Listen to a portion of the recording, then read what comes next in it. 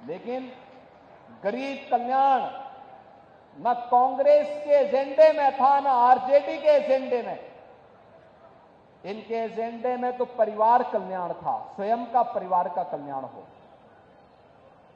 इनके एजेंडे में कांग्रेस का भी परिवार का कल्याण था और आरजेडी के भी एजेंडे में वही परिवार कल्याण था। एनडीए ने पूरे भारत को और बिहार के अंदर पूरे बिहार को ही अपना परिवार मान करके बिना भेदभाव की योजनाओं का लाभ दिया।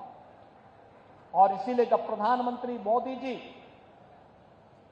दिल्ली से बड़े बड़े इंफ्रास्ट्रक्चर दे रहे हैं, आज बिहार की पहचान बन रही है। बिहार में नए नए विश्वविद्यालय बन रहे हैं, बिहार में मेट्रो जैसी आधुनिक पब्लिक ट्रांसपोर्ट की सुविधा प्राप्त हो रही है, इनलैंड वाटर वे की सुविधा आ रही है, नए एयरपोर्ट बन रहे हैं, नौजवानों के लिए नौकरी और रोजगार की नई नई संभावनाएं आगे बढ़ रही हैं। और इन स्थितियों में विकास की आभा समाप्त नहीं होने देनी है। दीपावली में जैसे हर घर में एक जगमगाहट होती है, छठ के पर्व में एक महा उत्सव जैसा माहौल होता है, ऐसे लोकतंत्र की धरती पर लोकतंत्र का कमल इसी प्रकार से खिलता हुआ दिखना चाहिए कि एक तरफ बिहार विकास करेगा और दूसरी तरफ एनडीए की सरकार मजबूती के साथ यहां के गांव के लिए, गरीब के लिए, किसान के लिए, नौजवान के लिए, महिलाओं के लिए और समाज के प्रत्येक तबके के उत्थान के लिए इन कार्यक्रमों को मजबूती के साथ आगे बढ़ाती रहेगी। इस विश्वास के साथ आज मैं आप सबके साथ आया हूं जुड़ने के लिए। चुनाव के दौरान बहुत यहां पर आने का अवसर प्राप्त होगा, लेकिन मैं आप सबको इस बात के लिए आह्वान करने के लिए आया हूं। ये बिहार में चुनाव प्रचार की शुरुआत है और ये मुझे अच्छा लगा कि मुझे अपने पुराने साथी श्री रामकृपाल यादव जी के ही नामांकन में पहले कार्यक्रम में भाग लेने का अवसर प्राप्त हुआ है।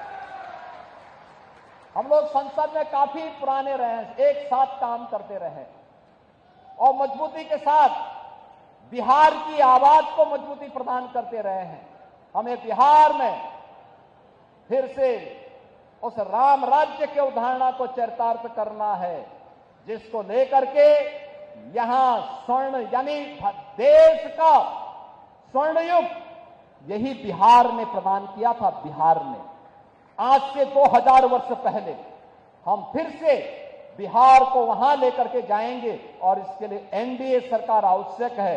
एनडीए के हर प्रत्याशी को विजयी बना करके भेजिए, रामकृपाल यादव जी को भारी बहुमत से विजयी बना करके भेजिए। और बहनों और भाइयों, आप मान करके चलिए, जो भी आपकी अपेक्षाएं हैं, आकांक्षाएं हैं, तेरा में ब्रिज का हो, चाहे यहां के सिविल लाइन और ड्रेनेज की समस्या और बुनियादी सुविधाओं का, गरीबों के लिए आवास का, ये सभी समस्याओं का समाधान यहां पर भी होगा।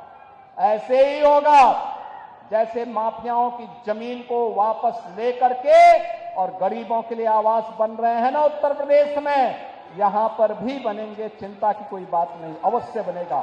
इन्हीं शब्दों के साथ मैं श्री रामकृपाल यादव जी को जीत की अग्रिम बधाई देता हूं। आप सभी को दीपावली और महाछठ की भी हृदय से शुभकामनाएं देता हूं।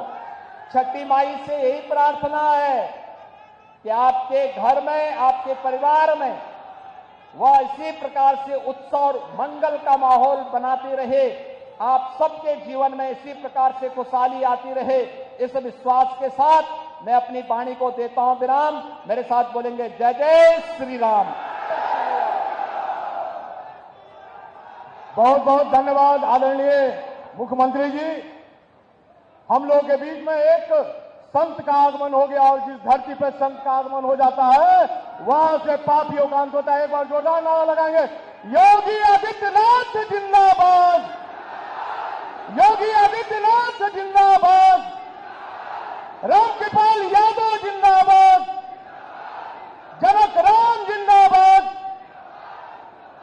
हमारे जिला महिला के अध्यक्ष भाई रजनी जी से आग्रह होगा आए और धन्यवाद ज्ञापन करें और हमारे मुख्यमंत्री जी के जाने के बाद यहां सामने दानापुर क्लब में भोजन की व्यवस्था आप लोग भोजन भी करेंगे। मैं रजनी जी से आग्रह करता हूं धन्यवाद ज्ञापन करें।